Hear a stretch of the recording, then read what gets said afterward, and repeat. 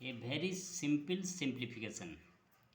1 by 5 divided 1 by 5 divided 1 by 5 divided 1 by 5 divided 1 by 5 equal to what? Solution.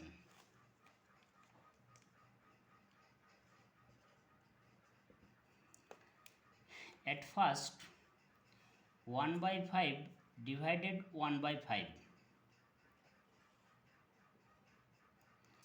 1 by 5 into 5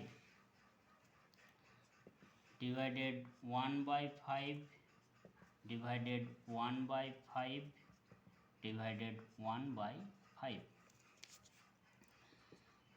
5 cancel. Then 1 divided 1 by 5 divided 1 by 5 divided 1 by 5.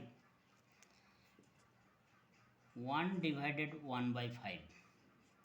1 into 5 divided 1 by 5 divided 1 by 5